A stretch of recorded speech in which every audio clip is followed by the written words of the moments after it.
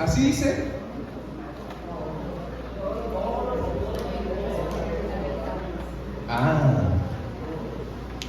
Estoy malinterpretando, leyendo mal el texto. Pablo escribió: no algunas cosas puedo en Cristo Jesús que me fortalece. Hay algunas metas que puedo alcanzar en Cristo Jesús que me fortalece. No fue eso lo que escribió. Él dijo: todo lo puedo en Cristo que me fortalece. Mis hermanos, lo que se proponga en esta vida, siempre y cuando eso que se ha propuesto agrade al Señor, usted lo puede alcanzar. Y hoy quiero detenerme en la historia bíblica en la que David se encontraba frente a un gigante. Creo que todos hemos alguna vez escuchado la historia de David, pero a mí me encanta esa historia.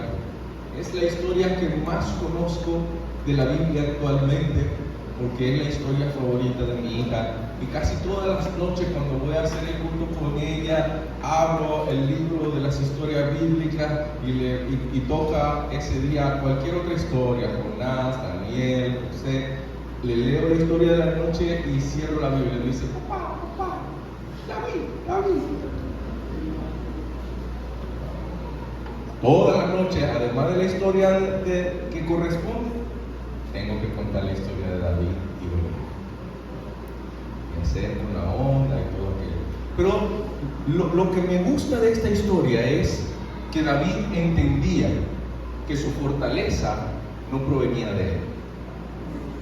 De la historia de David entiendo que el muchacho estaba completamente seguro que él no podía vencer al gigante solo. Pero en él estaba actuando un poder superior. En él estaba actuando un poder mayor a la fuerza humana, al músculo humano y a la estatura humana. Por tal motivo, cuando David llega allí al lugar donde están acampando los escuadrones de Israel y escucha a aquel hombre de estatura muy elevada que con su voz fanfarronea, que con su voz provoca a los ejércitos de Israel, él no se podía contener. Es que David lo estaba moviendo, no el motor fuera de borda, a David lo estaba moviendo ¿qué? El poder de Dios. Así que cuando él ve a ese hombre con estatura elevada, con musculatura, con su coraza, con su armadura, con su escudo, con su espada, un guerrero, no le importó lo que estaba viendo su vista, sus ojos, él no le importó la estatura. David comenzó a dar pasos hacia él y por en medio de los escuadrones de Israel pidió permiso y dijo: yo voy a enfrentar a ese fanfarrón, yo voy contra el gigante. Y el ejército lo detuvo y le dijo: pero ¿qué tú haces?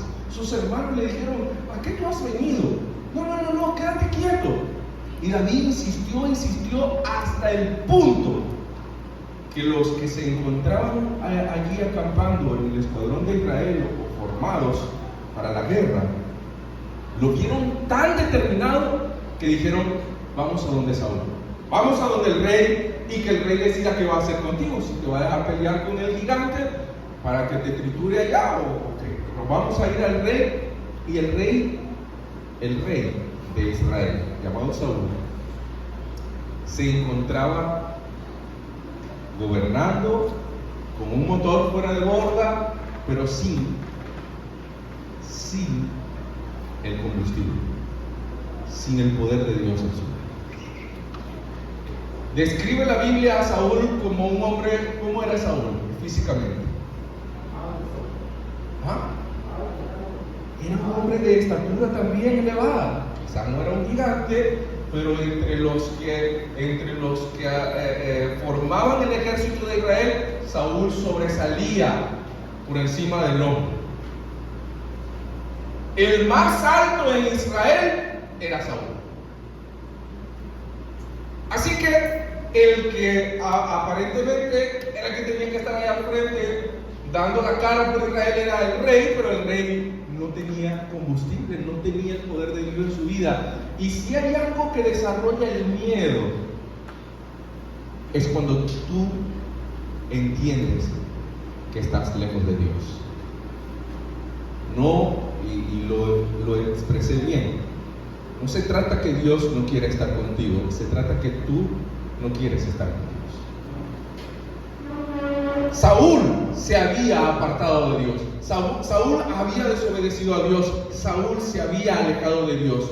La voluntad, su motor, lo había utilizado para ir en dirección contraria a lo que Dios quería para su vida. Se había apartado.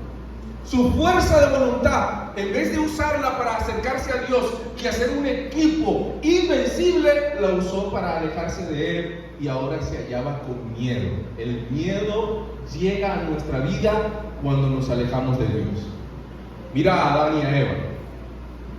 Aparece Dios en el huerto y pregunta a Dios: ¿dónde está? Y responde Adán: tuvimos miedo y nos escondimos. ¿Por qué tuvieron miedo? Porque se habían alejado de Dios, porque habían pecado. Así que cuando practicamos el pecado que nos aleja de Dios, a nuestra vida comienza una invasión de miedo. Nos sentimos desprotegidos, nos sentimos alejados y entonces comenzamos a actuar con miedo. Saúl se encontraba lleno de miedo. Saúl veía a aquel hombre, veía su estatura, su musculatura, decía: es invencible, no puedo enfrentarme a él, a ver si alguno del ejército puede. Y los del ejército también estaban atemorizados, nadie quería enfrentarse a Goliat, hasta que de pronto le traen a ese muchacho con una mirada determinada. Sus ojos no vacilaban, sus ojos no miraban al piso con timidez. David miraba al rey con seguridad y le decía: oh rey, yo he de enfrentar a ese fanfarrón. Yo he de enfrentar a ese hombre orgulloso que está provocando al Dios de Israel. Yo quiero que usted me permita ir delante de ese hombre y cerrar su boca y dar su cuerpo hoy a las aves del cielo. Quiero que hoy usted me permita ir y silenciar a ese malvado gigante. Saúl no veía en ese muchacho ninguna pizca de miedo. Y le dijo, pero intentando persuadirlo, creyendo que si le decía algunas características del gigante, David se atemorizaría, creyendo Saúl que quizás podría contagiarle de su miedo, le dijo: ese hombre al que tú quieres callar, ese hombre al que tú quieres silenciar, ese hombre es un hombre de guerra. De toda su vida, no ha perdido nunca una batalla. Es alto, está acorazado con su armadura, tiene una espada gigantesca. Tú eres un muchacho. No sé si te pasa alguna vez que tú quieres hacer algo y un Saúl aparece y te dice: no, eso no va a funcionar. Pero es que yo lo quiero hacer, yo lo quiero lograr, yo lo puedo hacer. No puedes. ¿No te ha pasado que hay un Saúl que tiene sus propios miedos, que por causa de sus fracasos se visualiza en ti y dice: yo no alcancé eso nunca en la vida, tú tampoco lo vas a alcanzar? Esto me recuerda cuando recién llegué a esta iglesia, no a Bastimento, a la iglesia de Adventista. Sucede, hermanos, que yo me bauticé y recién bautizado nos fuimos a un campo de me bauticé el 14 de febrero y marzo, abril vino Semana Santa, y en Semana Santa nos vamos en Venezuela toda la semana a un camporil, de domingo a domingo. Y en el camporil yo escuché predicar al capellán del camporil y a mí me agradó tanto la forma en que Dios utilizó a aquel predicador, que ese camporil decidí: yo voy a ser un predicador. Y comencé a comentarlo con mis compañeros del yo quiero predicar. Me miraron, se bautizó hace un mes atrás y quiere predicar. Seguro es una emoción momentánea, pero nadie me sacaba de eso. Yo quiero ser un predicador. Y llegué a la iglesia y le pedí al anciano de la iglesia que por favor me permitiese predicar. El anciano de la iglesia me dijo: mira, Abraham, hay un rol de predicación. Las predicaciones se hacen sábado, domingo, miércoles. Y bueno, ya el rol de este trimestre está hecho, pero el próximo trimestre te voy a dar para que prediques un domingo. Un domingo. En mi iglesia donde fui bautizado, los cultos de domingo eran a las 7 de la mañana. 7 de la mañana. Llegué ese domingo, empezando el trimestre, 7 de la mañana, con mi sermón preparado. La fe de Abraham. Así se llamaba mi sermón. Había estructurado allí una cantidad de puntos a expresar sobre la fe de Abraham.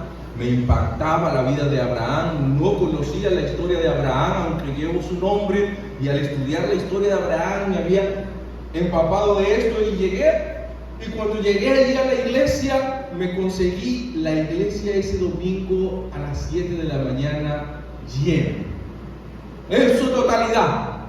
La iglesia estaba full. Había mucha gente. Las manos me comenzaron a sudar. Las piernas me comenzaron a temblar. El hermano terminó el último himno y me dijo: le corresponde el tiempo. Pasa, hermano Abraham. Y yo pasé, hermano, y las manos estaban temblando.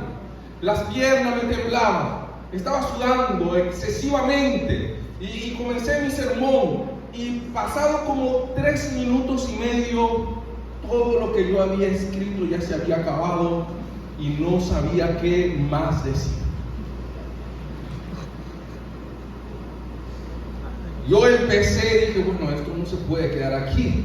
Hay que meterle más a este sermón porque se me acabó el argumento antes de lo que yo esperaba. Y comencé y le dije: mis hermanos, tenemos que desarrollar una fe como la de Abraham. Usted tiene que confiar en Dios como Abraham. Usted tiene que confiar en Dios como Moisés, que Dios le pidió construir el arca y Moisés construyó el arca y creyó en Dios. Usted tiene que confiar en Dios como el mismo Noé, que abrió con una oración el mar. Y usted confía en Dios como el apóstol Pedro, que naufragó por allá en alta mar y la serpiente lo mordió, pero él confió en Dios. Confíe en Dios como Pablo, que caminó sobre las aguas. Yo oía a los hermanos que hacían esto.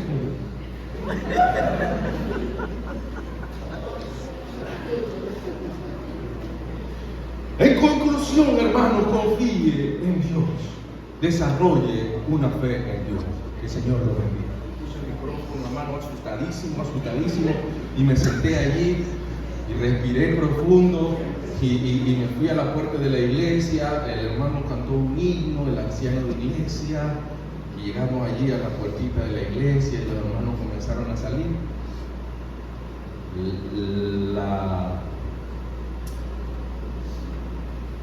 La ansiedad me había hecho ver cosas que yo no veía, que no eran reales. Había como 5 hermanitos de la iglesia ese día nada más, pero para mí la iglesia estaba full. Una abuelita o 2 abuelitas que se paran muy temprano en la mañana fueron al culto del anciano de iglesia y el diácono que le tocaba abrir la iglesia, y una de las abuelitas había llevado un niño que siempre estaba muy apegado a él. 2 abuelitos, un niño, el anciano y el diácono. Salieron uno a uno. Las abuelitas me miraron, me dieron la mano. Yo vi mi mano fría, sudada y temblorosa. Y me dijeron: Abraham, sí. Dios te bendiga. Yo: amén, hermana, amén. Y pasó la otra: Abrahamcito, Dios te bendiga. Pasaron, el diácono comenzó a cerrar la iglesia y el anciano puso su mano sobre mi hombro. Él me palmeó así: Abrahamcito. Abrahamcito, ¿a ti no te gusta Yo le dije, no, hermano Nabor, a mí no se me da el canto, yo siento que tengo como un zapato en el oído y eso no es lo mío. Eso no es lo tuyo. Y los jóvenes, los clubes, ¿no te gusta el movimiento juvenil? ¿No te gusta trabajar con los muchachos en los clubes? Bueno, sí, eso me ha gustado, el Camporín me encantó, sí me gusta. Bueno, tú puedes ser un buen líder juvenil, te va a ir bien, yo creo, en esa área, pero como predicador, me dijo el hermano Nabor, por la sinceridad que lo caracterizaba como predicador, tú no sirves, muchacho. Yo lo miré y él me miró con una sonrisa y me dijo, pero puedes servir en el liderazgo juvenil. Con eso yo entendí que el hermano Nabor no me iba a dar más una oportunidad de predicar en esa iglesia. Yo entendí ese día, el hermano Nabor no es la opción para pedir que me den otra vez la oportunidad de predicar. Llegué a la casa un poco triste, pero yo había hecho una resolución. En ese Camporí yo había hecho una resolución y me había dicho, yo voy a ser un predicador. Yo voy a ser un predicador. Así que llamé a una persona con la que había estado en el Camporí presentando el evento bíblico que yo llevaba. Yo llevaba el Evangelio según San Juan y esta joven llamada Adriana presentó. Ella quedó de primer lugar en el evento bíblico, yo quedé de segundo lugar. Y habíamos cambiado el número de teléfono porque ella me dijo que su papá era el primer anciano de su iglesia y eso a mí me interesó, otro anciano de iglesia. Así que yo le escribí, oye Adriana, Dios te bendiga, mira, tu papá no necesita un predicador este trimestre, yo quiero ir a predicar a tu iglesia, pídele a tu papá o habla con tu papá para ver si me puede invitar. Y aquella joven intervino y me invitaron a predicar a otra iglesia. Hermano, qué locura, un desafío. Si en mi iglesia yo tenía miedo y estaba gente que sus rostros me eran familiares, cuando yo me paré en la iglesia del 12 de octubre, un sábado, el primer tema que prediqué un sábado, lo prediqué en una iglesia que no era la mía, y llegué allí a esa iglesia y estaba esa cantidad de rostros que yo no conozco, solo veía a la muchacha que había estado en el evento bíblico conmigo, el anciano estaba seguro de que ese muchacho sabe predicar, ni siquiera me preguntó que cuánto tiempo yo tenía bautizado, nada, él estaba seguro, este joven debe saber predicar. Los jóvenes en Venezuela a los 16, 17 años son ancianos de iglesia, hay mucho liderazgo juvenil, así que él dijo, este debe ser uno de esos muchachos que tiene potencial. Y cuando comencé mi sermón, dije, el tema de esta mañana se titula La fe de Abraham. Tal vez iba yo por la fe de Abraham, el mismo tema, el mismo bosquejo. Y hermano, he predicado ese día un sermón como de 5 minutos y medio. Y le digo, hermano, que Dios te bendiga. Procuré ese día no confundir a Pedro con Pablo ni a Moisés con Noé, pero le invité a que confiaran en Dios como Abraham. Y terminé y el anciano de la iglesia subió y tuvo otro mini sermón allí de como 10 minutos más porque le daba cosa mandar a los hermanos a la iglesia nada más con ese bocadito de la palabra de Dios que yo había dado. Así que él terminó y bajamos y él me miró y me dijo, muchacho, ¿cuánto tiempo tú tienes en la iglesia? Yo, hermano Jerónimo, yo tengo 2 meses de bautizo. Se sonrió y me dijo, te admiro por lo que estás intentando hacer. Sin embargo, procura prepararte mejor. Fuimos a su casa, almorzamos y me dio un libro que se llama La homilética en la predicación. Léete este libro. Vas a aprender un poco más sobre cómo desenvolverte, cómo preparar un tema y cómo exponer un tema. Y ese libro, hermano, me lo leí, yo creo que en una noche entera, iba tomando apuntes y comencé a capacitarme, porque tiene que saber una cosa, Dios no llama a la persona capacitada, Dios capacita a la persona que llama. Puede que tú no sepas nada o puede que tú sepas muy poco sobre algo, pero si tú te determinas y te especializas y lees, estudias, te instruyes, te formas, Puedes llegar a ser el mejor en esa cosa que antes no sabías nada. Puedes llegar a ser el mejor en esa disciplina que antes sabías muy poco, si te enfocas y procuras ejercer tu voluntad haciendo eso, y sobre todas las cosas pidiendo dirección a Dios. Yo comencé a orar, comencé a consagrar más mi vida, comencé a estudiar más las Escrituras y comencé a leer más sobre homilética, comencé a leer más sobre las estructuras de los sermones, fui aprendiendo, y hermanos, creo, para la honra y la gloria de Dios, que Dios me ha venido capacitando. Tuve que equivocarme un par de veces más, mis manos siguieron sudando continuamente. Aún hoy, antes de comenzar un tema, sigo pidiendo a Dios que me guíe, que me ayude, porque el punto de la ansiedad puede llegar y eso puede desestabilizarme, y le pido a Dios que me guíe, pero confío en que Dios está guiando mi vida.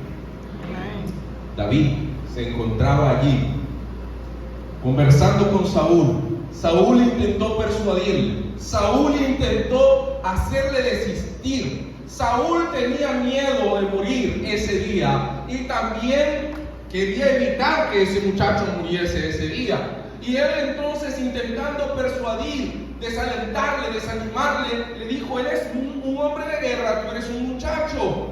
Él nunca ha perdido una batalla. Tú creo que nunca has batallado con nada ni con nadie. Y entonces David, con su mirada fija nuevamente, sin titubear, mirando determinadamente al rey Saúl, le habló una vez más y le dijo: rey Saúl, sobre mis hombros mi padre ha colocado la responsabilidad de cuidar su rebaño de ovejas. Y cuidando las ovejas de mi padre, en alguna oportunidad ha venido el león y ha tomado alguna de las ovejas de mi padre. Y yo he salido a confrontar al león y le he vencido. Y así como he vencido al león, también he de vencer a ese gigante por el poder de Dios. Ya segunda vez que el muchacho abre la boca y no ve Saúl ni una gota de miedo en el muchacho.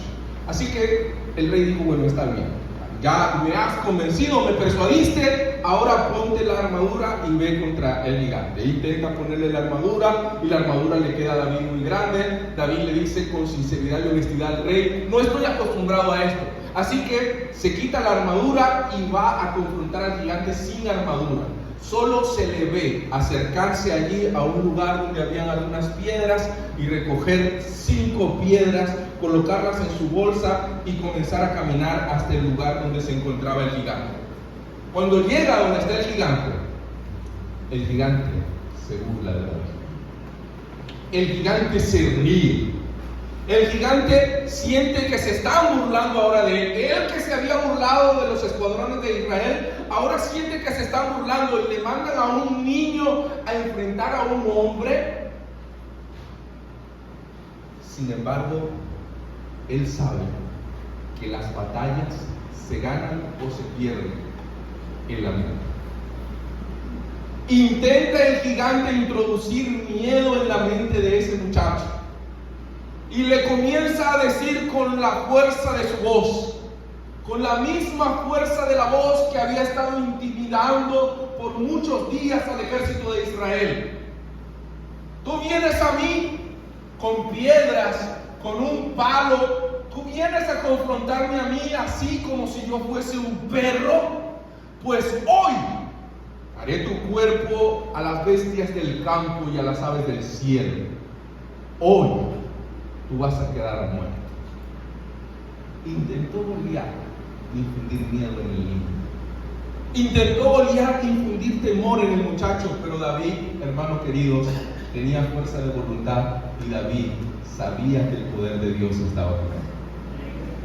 El poder de Dios, hermano y hermana, hace todo lo que usted se proponga. Leímos en Filipenses 4:13, ¿qué es lo que puede hacer el cristiano? Todo lo puede hacer en Cristo que le fortalece. David iba determinado y viendo al gigante no se quedó callado, también le habló con determinación. Le dijo al gigante: tú vienes a mí con espada, con esa lanza, con escudo, Estás tú allí acorazado, pero yo vengo a ti. Y aquí me encanta lo que David dice. No es que yo soy un chico muy audaz. No es que yo soy un hombre de batalla. Soy un muchacho, pero vengo a ti en el nombre de Jehová de los ejércitos, a quien tú has desafiado. Y hoy seré yo quien dé tu cuerpo a las aves del cielo y a las bestias del campo. Y sabrá todo Israel, todos los filisteos, que hay un Dios vivo en Israel. Él estaba seguro, él estaba determinado. No se trata de mí, se trata de Dios actuando en mí. Y con Dios actuando en mí, soy invencible. Los soldados de Israel podrán ver la musculatura de Goliat. Los soldados podrán ver su estatura y tendrán miedo, pero yo veo a un hombre diminuto y pequeño delante del Dios en el que yo he decidido creer. Así que David comenzó a correr hacia el gigante comenzó a correr hacia David, y usted conoce la historia. Con una sola piedra, David, guiado por Dios, desplomó al gigante. No lo mató, la piedra no lo mató. Esta es la parte de la historia que yo todavía no le cuento a mi niña, porque es cierto que es una parte muy sanguinaria. Pero no fue la piedra lo que mató a Goliat. David se subió sobre el cuerpo de Goliat, desmayado de la pedrada que había recibido, y tomó su espada y cortó su cabeza. Y levantó su cabeza en lo alto, demostrando que todo se puede en Cristo, que nos fortalece. Mis hermanos, a través de esta historia yo he comprendido que Dios al ser humano le puede dar la facultad de hacer todo en esta vida. Lo que se proponga ser humano lo puede alcanzar si deja que Dios le guíe. Hay cosas que parecen imposibles de lograr, pero si tú dejas a Dios guiar tu vida, lo puedes alcanzar. Si tienes en tu mente un sueño, si tienes en tu mente una petición, conságrate a Dios. Pide sabiduría, pero no lo hagas de forma superficial. No lo hagas como el que busca oro y se lleva una cuchara de comer o un tenedor.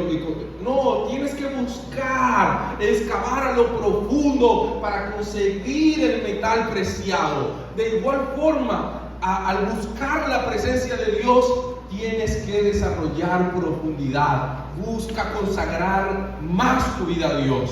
Si hay algo con lo que estás luchando, si hay un pecado que está destruyendo tu vida espiritual, ve a Dios. Las cosas se ven grandes cuando las vemos de rodillas, pero cuando nosotros nos postramos ante Dios y contemplamos su poder, no hay nada que se pueda ver grande. Todo se ve pequeñito delante de Dios. Hoy quiero invitarte a que ejerzas fuerza de voluntad, pero que la puedas ejercer con el poder de Dios en tu vida. Amén. Mis hermanos, tenía 18 años, estaba recién bautizado y, como ya te he contado, buscando predicar el evangelio por cualquier lugar que se me diese la oportunidad. Pero mientras yo me acercaba más a Dios, mientras yo intentaba tener mayor comunión con Dios, veía a mi progenitor, a mi padre, destruir cada día más su vida. En el alcohol, sumergía su vida en este vicio destructor. Veía a mi papá tomar malas decisiones en su vida económica. Veía a mi papá cada vez más lejos de buscar a Dios. Él no era cristiano. Así que junto con mi mamá estábamos orando mucho en casa. Me había bautizado yo y se había bautizado mi mamá, y habíamos comenzado a orar en casa. Era algo muy inusual, porque la primera que se bautiza en casa es mi mamá, y ella al bautizarse comenzó a desarrollar el hábito de orar por las madrugadas. Me levantaba y veía a mi mamá orando en las madrugadas. Y algo me preocupaba, ¿será que mi mamá está enferma? Un día le pregunté, mami, ¿tú te sientes mal? ¿Qué te pasa? Me dice, no, hijo, solo estoy orando. A veces no puedo conciliar el sueño y en vez de estar mirando el techo, me arrodillo y me pongo a hablar con Dios. Está bien. Entonces, cuando me bauticé, mi mamá me invitó a orar también en las madrugadas. Me abrazó, me dijo, hijo, me alegra tu decisión. ¿Quieres que toda la familia busque de Dios? Sí, mami, vamos. Y nos pusimos a orar. El primer día de la madrugada, por eso te digo que fue inusual, porque yo no me había parado nunca en la madrugada a orar, nunca. A mí me gustaba dormir o hasta pararme yo a orar. Yo hablo con Dios cuando me despierte, pensaba yo, pero mi mamá me invitó a orar. Nos pusimos de rodillas y me dijo, ora tú, hijo. 5 de la mañana, yo tenía un sueño, hermano, que me consumía, así que yo dije, claro que sí, mamá, claro que sí. Oración. Mi oración fue algo así: Señor, cuídanos en este día, bendice a toda nuestra familia, en el nombre de Jesús, amén. Mi mamá sonrió, colocó sus manos sobre mi hombro y me dijo, amén, amén. Ahora me toca a mí. Y comenzó mi mamá, Padre, te doy las gracias por la obra maravillosa que has hecho en mí. Él antes andaba en sus caminos, pero ahora Abraham anda en tus caminos. Y comenzó a darle gracias a Dios por lo que había hecho en mi vida, por llamarme en esta etapa de la juventud, cuando muchos jóvenes están descarriados, buscando quizás sus placeres. Gracias porque a los 18 años llamaste a Abraham. Gracias porque tú eres bueno. Gracias porque tú le estás dando sabiduría. Gracias, gracias, gracias, gracias. Y luego que digo gracias, hermano, la rodilla me temblaba. Me decía mi mamá, ¿cuándo va a terminar? Entonces comenzó a pedir. Ahora te quiero pedir para mi hijo tu bendición. Quiero que tú mores en el corazón de mi hijo y en su mente, que lo ayudes a tomar decisiones sabias, que lo apartes del mal, que en la tentación le dé la victoria. Yo decía, pero mamá, cuando tu padre va a pedir por mí, ya está bueno, ya Dios te entendió que tú quieres. Y allí me temblaban las piernitas, las rodillitas, y yo decía, que acabe esto ya, que acabe. Y mi mamá pidió y pidió por mí, hermano, como 10 minutos. Pidió por la esposa que Abraham algún día se va a casar, que tú le des hijo, que serán mis nietos, que caminen en tu casa. Esa mujer oró por el futuro, oró por las generaciones sin fin y terminó de orar por mí. Yo dije, se acabó esto, ay ya. Mi deseo era que se acabase la oración, pero dijo, bueno Señor, ahora te he pedido por mi hijo, te he agradecido por lo que has hecho en él, ahora te quiero pedir por mi esposo. Y empezó a orar por su esposo, y empezó a orar por su hija mayor, Diana, y empezó a orar por su hija menor, Brigitte, y empezó a orar por los vecinos que viven en esta comunidad, aquí en esta cuadra de la calle 20, y empezó a orar por los hermanos de la iglesia a la que asistía ella, que era una iglesia diferente a la que yo asistía, como decir Bastimento y Boca City. Yo asistía a Boca City y asistía a Bastimento, algo así. La iglesia de Cabudare, la iglesia de Agua Viva, y oró por los hermanos de su iglesia y por los hermanos de la iglesia donde está asistiendo Abraham. Y empezó aquella mujer a pedirle a Dios por todo. Yo dije, Señor, aquí el mundo entero bendice a todo el mundo, pero ya, mamá, acaba esta oración. Cuando mi mamá terminó de orar, empezamos a oscuras nuestra oración. Cuando yo abrí mis ojos, cuando mi mamá terminó de orar, estaba claro. Yo sentía que era como el mediodía. Eran como las 6 y algo de la mañana. Esa mujer duró casi una hora y algo orando ahí. Mis rodillas, que al principio me dolían, ya no sentía las rodillas. Y dije, wow, amén, mamá, amén. Y fui, me enrollé otra vez a seguir durmiendo otro ratito más. Mi mamá ya comenzó a hacer sus quehaceres, pero antes de irse me dijo, Abraham, mañana nos vemos para orar de nuevo. Y yo le dije, esto es diario. No es una vez, o el sábado en la mañana nada más, esto es diario. Y al siguiente día estábamos orando nuevamente. y poderosamente vimos la mano de Dios en nuestro hogar. Después de mi bautismo, vino el Camporí del cual les hablé. En ese Camporí se bautizó mi hermana Diana. Llegamos del Camporí y algunos meses después mi hermana menor, Brigitte, con 8 años, casi por cumplir 9 años, también tomó la decisión de bautizarse. Y antes de terminar el año 2004, aproximadamente en el mes de octubre, mi papá, ese hombre que yo veía deteriorarse, ese hombre que yo veía con malos hábitos, adicto al alcohol, con problemas para tomar decisiones sabias, también tomó la decisión de entregar su vida a Cristo Jesús. Quienes tuvieron la oportunidad de conocer a mi papá, porque vino acá a Bocas mientras yo fui pastor, mi mamá también, son personas que aman a Dios. Mi papá fue un hombre de Dios, el Señor lo llamó a dormir, y aunque su cuerpo se deterioraba, aunque su cuerpo se consumía por ese cáncer maligno, su vida espiritual y su confianza estaban puestas en Dios.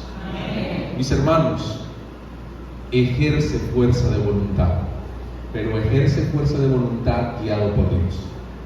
Él te quiere guiar para tomar decisiones sabias, pero necesitas pagar el precio. Esto lo tienes que saber. No se trata de ser superficiales en nuestra comunión con Dios. No se trata de ser superficiales y pedir a Dios, ayúdame y guíame. No, necesitamos consagrar a Dios nuestra vida. En lo que tú comienzas a acercar tu vida al Todopoderoso, como lo hacía David, se consagraba a Dios. David oraba a Dios, David cantaba a Dios, David tocaba el arpa para gloria de Dios. David confiaba en Dios cuidando las ovejas de su padre. David veía al león y creía que Dios le podía proteger del león. David veía al gigante, a ese soldado poderoso de los filisteos, y David confiaba que él podía vencer a ese filisteo. Cuando tú te acercas a Dios, tú sientes que lo puedes todo en esta vida. Por eso te invito, hermano, si hay en tu vida alguna debilidad, si hay en tu vida algún sueño, algún objetivo, acércate a Dios, confía en Él y verás en tu vida la gloria de Dios. Yo quiero hoy tener una oración por todos los que deseamos que el Señor nos guíe al ejercer fuerza de voluntad y tomar decisiones en nuestra vida. Hoy quiero orar por todos los que con sinceridad de corazón desean que Dios guíe sus pasos, que Dios ayude a que esa voluntad no sea débil, a que el miedo no te desanime.